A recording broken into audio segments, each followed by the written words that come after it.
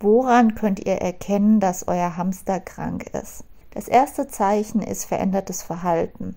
Also wenn euer Hamster plötzlich sehr ruhig wird und vorher sehr aktiv war, dann kann es eben ein Anzeichen dafür sein, dass es ihm nicht gut geht. Ähnliches gilt für Appetitlosigkeit.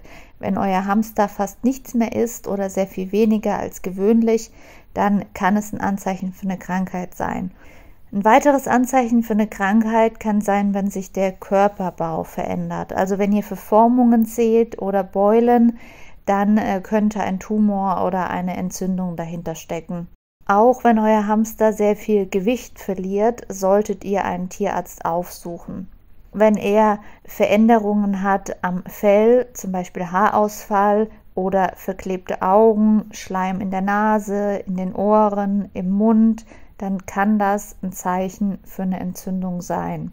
Es kann sein, dass seine Backentaschen sich entzündet haben, dass seine Bindehaut sich entzündet hat und so weiter.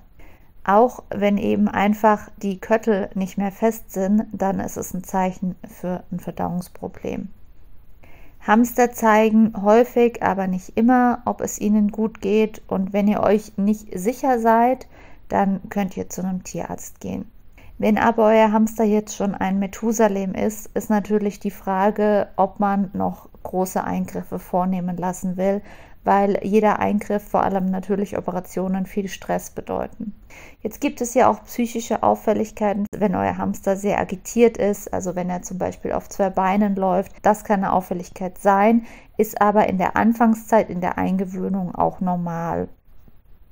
Eine weitere psychische Auffälligkeit kann sein, wenn der Hamster sich sehr häufig putzt, also wenn er sich eben nicht nur nach dem Essen putzt, sondern sehr häufig putzt und kneift, dann ist es oft ein Zeichen von Stress.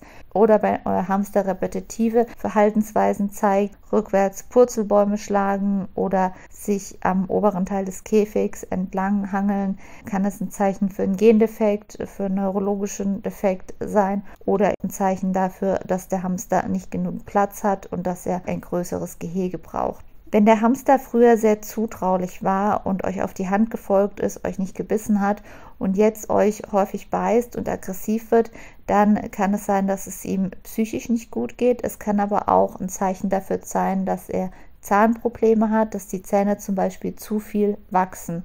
Die kann man auch kürzen lassen von einem professionellen Tierarzt. Es ist halt immer ein bisschen schwierig mit den Tierärzten. Gerade bei uns auf dem Land kennen sich Tierärzte mit Hamstern oft sehr wenig aus. Unsere Tierärzte sagen dann immer, wenn ich mit dem Hamster vorbeikomme, was soll ich denn jetzt mit dir, kleinem Kerl, machen? Und ich kann da nicht viel erwarten. Mein Hamster hat aber viel Stress, wird von fremden Leuten auf die Hand genommen und untersucht, und deswegen habe ich mich entschlossen, mich dann eher an andere Stellen zu wenden, zum Beispiel eben an Pflegestellen oder an die Hamsterhilfe. Die haben teilweise auch kleinere Medikamente und können aushelfen. Ich weiß nicht, ob es in anderen Regionen, in größeren Städten, in anderen Ländern Tierkliniken gibt, die sich mit Hamstern auskennen. Unsere Tierärzte kennen sich im Bereich Veterinär aus und im Bereich Katze-Hund, und das war's. Ja, was könnt ihr jetzt tun, damit es eurem Hamster besser geht? Bei psychischen Auffälligkeiten könnt ihr ein größeres Gehege anbieten. Ihr könnt versuchen, Stress und Lärm zu vermeiden. In der Anfangszeit sollte man im Gehege nicht zu viel umstellen, es sei denn, es ist wirklich nötig. Bei körperlichen Beschwerden ist es klar, wenn ihr merkt, dass der Hamster Schmerzen hat, dann sucht eine Pflegestelle oder einen Tierarzt auf. Ich kann von meiner Erfahrung erzählen, ich hatte einen Hamster mit Herzproblemen und musste ihm jeden Tag mit der Pipette Medikamente geben, und das war ein sehr großer Stress für mich und den Hamster. Es war eigentlich ein zutraulicher Hamster, aber man musste ihn dazu bekommen, den Mund aufzumachen, und wahrscheinlich hat das Zeug auch nicht besonders gut geschmeckt und er hat dann geschrien, und wir haben gelernt, welchen Griff wir anwenden müssen, damit er nicht schreit, aber letztendlich ist er gestorben und wir haben uns viel Vorwürfe gemacht.